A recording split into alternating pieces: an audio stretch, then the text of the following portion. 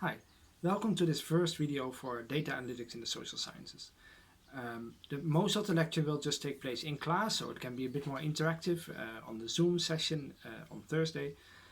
But in the meantime, I want to talk you just to sort of the big picture of the course, basically the first few slides for this week, just so you have an idea what this course is about and what we're going to do. And then in the class we can talk in more detail about the course syllabus, and using R, the main software that we'll be using, and then you'll get a chance to practice yourself with a bit of help. So this course is about data analytics in the social sciences, and it's in the politics department, politics and international relations, and so the focus will be a little bit more on applications in the field of politics and international relations. But I know that a lot of the students in the class, you are coming from sociology, economics, public policy. There's a whole range of different fields that you're from, and that's great. And the tools that we will be using, the methods that we'll be using, the software that we'll be using, it can be used across a range of different disciplines and for different range of applications. So that's all great. When you think of politics, you might not first think of statistics as a part of that. You think more of people talking and debating and political parties and elections and so forth. But statistics comes in quite quickly. And of course, the most obvious area is elections. In elections, it's very obvious how statistics matter, how public opinion data matters, how election data itself is relevant. So we can think of elections like between Trump and Clinton and look at how different voters are distributed across different states, how this then affects probability of winning or losing an election. These kind of questions, this is all statistics, and this is all using data to understand political behavior or social behavior in general. So the applications are straightforward. But we can also think of other areas like think of numerical data on wars and conflict, or treaties that are signed, or trade relations. And in all of those we can think of statistical data to understand social behavior. We can think of particular point estimates. We can also think of uncertainty around those estimates. Yeah, so very often we have data where we want to estimate the probability that something happens, or we try to estimate how negative particular speeches are, or how any kind of number we can think of, and with that is associated some level of uncertainty. Now, to tell you up front, there's a lot of literature on uncertainty, on probability distributions, on trying to estimate how uncertain we are about our findings in statistics, and that topic will really not be discussed in this course at all. So if you do any introductory statistics course or an econometrics course or most sort of data analysis courses, you will learn a lot about how to assess the uncertainty of any estimate you make. In this course, we will skip that problem entirely. It is relevant, it applies to all the methods that we discuss, but we are not going to discuss this. So that is one topic that I leave out to make it all more manageable. In this course we will discuss a lot of different statistical methods and 3 different types of data, but the one big topic that we then going to skip is any assessment of uncertainty around our findings. In general, in the social sciences, we can make a distinction between 2 broad fields, quantitative and qualitative social science, where the qualitative research usually goes more in depth in a small number of cases, and because of that depth can often achieve higher accuracy, higher validity, higher precision. But the quantitative studies, where we have a larger number of cases, they are often better able to generalize beyond the cases, to understand better whether something is specific to a particular case or more widely applicable, and they also achieve higher reliability. Reliability refers to whether different researchers would draw different conclusions or not, and a more reliable analysis would imply that different researchers would reach the same conclusions. Validity refers more to the accuracy of these conclusions. So qualitative researchers might be able to be more precise and thorough, and more aware of context and so forth. Quantitative researchers are better able to assess whether findings are specific to a particular case, and they are able to be more transparent about their research, such that other researchers can replicate the findings elsewhere. Typical data that we can use in statistics is survey data, where we look at individual voters, individual participants in politics, and ask them their opinions. We can look at national data, where we have data collected on different states. Are they democratic or not? Do they have high levels of corruption or not? How is the economy doing, and so forth, and look at correlations between those. Or we might have data on particular social organizations, such as political parties, parliaments, governments, and so forth.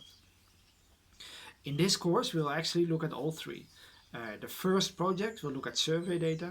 The second project will look at national data. The third project will look at data on presidents, in this case text data of speeches of presidents. So in a referendum, in a survey, we can ask questions like this. Now, to be honest, last year we used the Brexit survey. This year we are using the Irish National Election Survey to make it a bit more current. But in the Brexit survey we had questions like this. For example, the main question of interest was, how did you vote in the referendum? Did you vote yes or no in favor of Brexit? We can look at correlations such as this. We can look at, for example, the proportion of people that voted in favor of Brexit by age. And in the Brexit referendum, you saw very strong patterns. Young people voting against Brexit, older people voting in favor. This is exactly the kind of pattern that we want to do, analyze with data analysis. And in the first block of the course, we will learn how to make exactly this type of graphs using survey data, and more complex graphs as well. And that is a very basic form of analysis, but with these visualizations you can tell quite an interesting story if you have good data. Yeah. Another question that we might ask in the same survey is about the level of uncertainty people have around the referendum.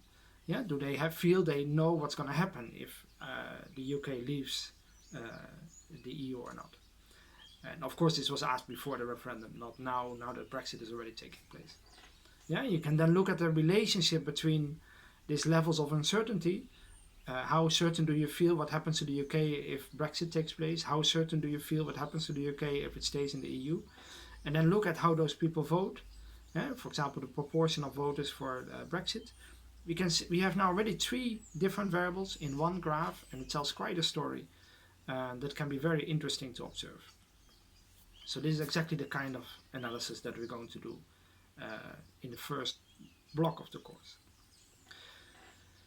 Now, one thing that will come back throughout the course in many of the lectures is a very important distinction between trying to understand and explain the social world and trying to predict it.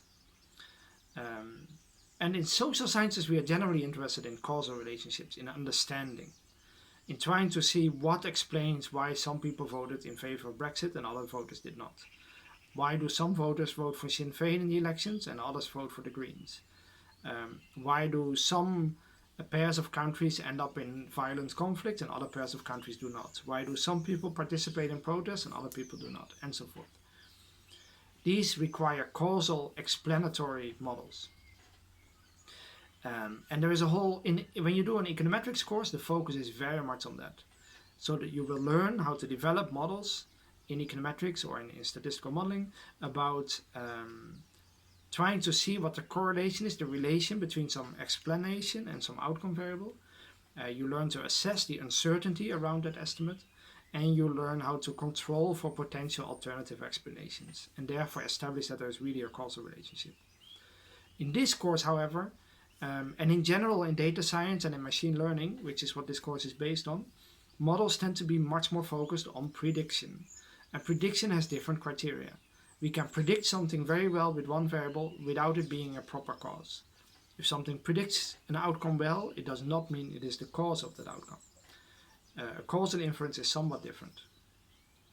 But prediction allows you sometimes to be more liberal with your models. You can do more accurate models that predict better, even though they are not ideal models from the perspective of causal inference. So they might not contain the right control variables, for example. In the first and second block of this course, the modeling we are doing is largely explanatory. And you will we will sort of be on the threshold between those. So sometimes we look at more predictive models, sometimes more causal models. And the logic behind the presentation that you'll give at the end of the first block and the paper you write at the end of the second block, they are a little bit more in the causal direction. But we have to be a little bit nuanced there, and that's why it comes back repeatedly. For the third block, it's really, we're looking much more at predictive modeling. So this is an important distinction, so we'll come back to that throughout the course. Yeah. And so in this field of data science and machine learning, there's an enormous amount of new tools being developed all the time, and also a lot of models that are often used already for a long time, but that are now becoming prominent again because of the popularity of data science, and that had really gone out of focus in both political science and economics. So what this course really does is a bird's eye overview of methods from data science and machine learning, and some from econometrics, that are relevant to understand social behavior, political behavior, economic behavior, sociological behavior, but that are maybe not always equally suited for explanatory models, and are often a bit more of the predictive nature, and we'll talk about that more later. But the idea is to give you a very wide overview of many different models, very different approaches, that we will touch upon in a very sort of superficial way, so you can very quickly learn how to apply these models to the data that you have and look at what kind of patterns you find. But we are not going into any of the technical details, the mathematical details underlying these models. We're not going into any uncertainty estimates that would be associated with these models. So you might find a particular pattern, but how uncertain are we that this is the real pattern or just random? We're not going to delve into that. And we're also not going to delve into the whole causal inference issue. So we're not going to think too hard about what are important control variables. So a course that in a very rapid pace looks at many different models without going too much in depth. And I think it really leads to a nice combination. If people ask you to define data science, you can say that it is really a combination between computer skills or hacking skills, like being able to manipulate data and look at data, statistics, so understanding statistical model, and substantive expertise, so know what you're talking about. You're already studying economics or politics or sociology, so that is where your substantive expertise comes from. In this course, you will learn some of these basic hacking skills, and you get an overview of sort of the different statistical models that are out there. And the combination brings you a bit back closer to a data scientist. I would say that it teaches you to work with data scientists. It doesn't really teach you to be a data scientist, because for that you need a more extensive courses in programming as well as machine learning. It gives you more a bird's eye overview, that you really understand the terminology and are able to have a first look at data, do a crude analysis, and understand what happens in this kind of data analysis, so that you can then work with others, for example, in data scientists.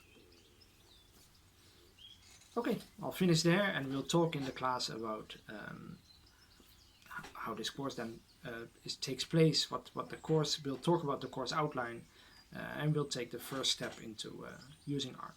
See you then.